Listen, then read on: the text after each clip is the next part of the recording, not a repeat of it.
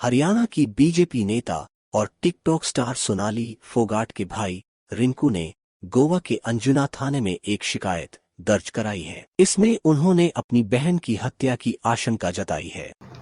और हम इस बात पे अड़े हुए भाई, वहाँ जब तक पोस्टमार्टम हम जब कराएंगे पहले हमारे बयान लो, एफआईआर लॉन्च करो।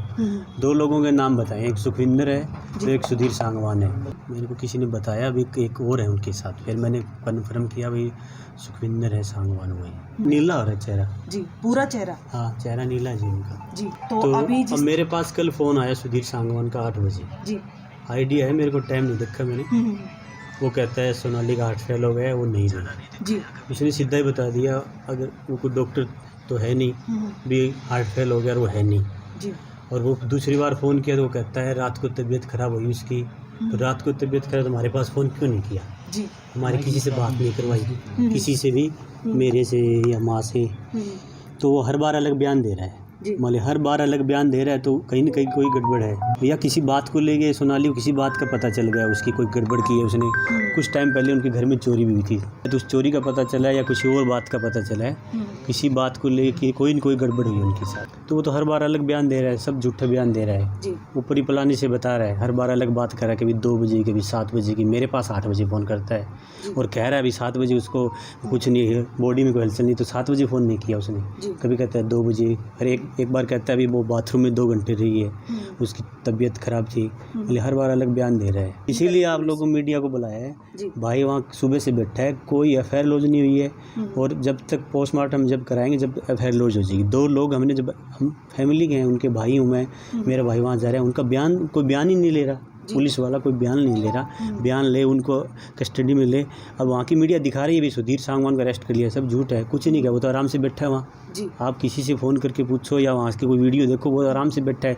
अरेस्ट का कोई वीडियो आया आपके पास? सोनाली का गोवा में 23 अगस्त को दिल का दौरा पड़ने से निधन हो गया था। उनके परिवार ने उनकी मौत को सामान्य नहीं बताया है। इससे पहले सोनाली की बहन रमन ने इस मामले में साजिश का आरोप लगाया था। उनका कहना था कि सोनाली को खाना खाने के बाद बेचैनी महसूस हुई थी। उसने मां से इस बारे में कहा भी था। बहन के इस बयान के बाद अंजुना पुलिस ने अप्राकृतिक मौत का मामला दर्ज कर लिया है।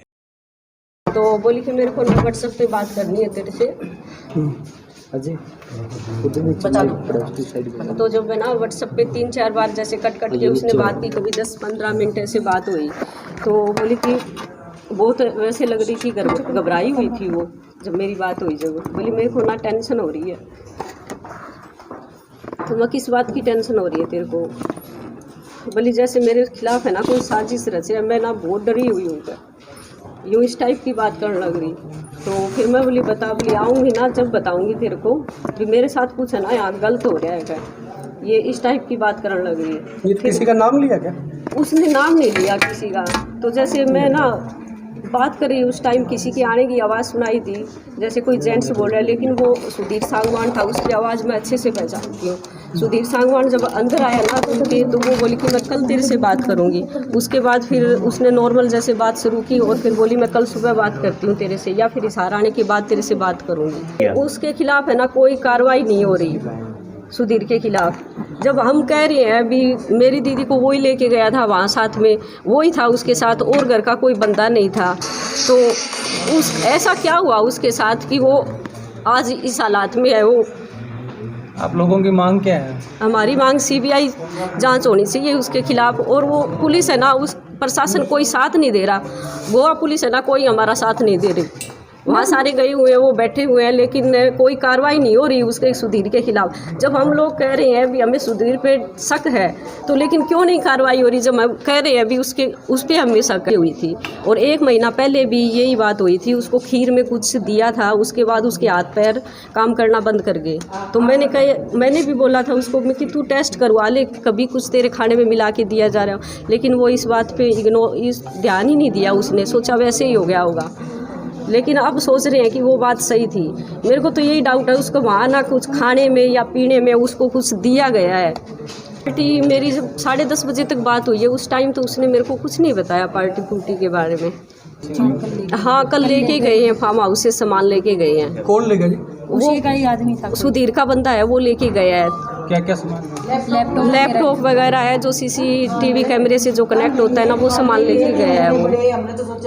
नहीं, वो घर वालों से पूछ के, किसी को बता के नहीं लेके गया, वो वैसे ही उठा के और सुधीर से पूछ के लेके गया है वो। हो सकती है उस सुधीर, मेन तो सुधीर है, लेकिन उसके पीछे कौन है ये हमें नहीं पता, लेकिन सुधीर पक्का है। वो 1 मिनट भी दीदी को नहीं, अकेला नहीं छोड़ता था, 1 मिनट भी किसी से कोई बात कर ले, वो सारा दिन उसके पास ही। हम जैसे फैमिली में इकट्ठे होते या और उसको कहा करते ना, आप बाहर बैठ जाओ, जैसे यहाँ लेडीज़ बैठी है, तो वो छोड़ के जाया ही कौन करता। और कई बार बात होया करती, यूँ लगा करता कि वो किसी दबाव में है, वो खुल के बात कौन कराया करती, वो पास में होया करता जब भी। इसी बीच सोनाली की जेठानी ने भी मीडिया से बात करते हुए अपना दुख जाहिर किया। हुआ है कितनी उनको तकलीफ हुई है और किस हालत में वो है। जब तक सच्चाई हमारे सामने नहीं आ जाती, हम कुछ भी कहने की हालत में नहीं है। लेकिन इतना ज़रूर जानते हैं कि वो पूरी तरह से हेल्दी थी, ना उनको बीपी शुगर कुछ भी नहीं था। तो ये चीज़ें हमारे लिए बहुत अनएक्सपेक्टेड है, जिसको कि डाइजेस्ट शायद हम सालों साल तक, जब तक तथ्य सामने नहीं आ जाते हम कुछ नहीं कह सकते। तबीयत उनकी फिजिकली वो बिल्कुल हेल्दी थी, उनको कोई तकलीफ़ नहीं थी किसी तरह की, बीपी नहीं था, शुगर नहीं था। तो एकदम से इतना सीवियर हार्ट अटैक आना किसी को भी डाइजेस्ट नहीं हो रहा।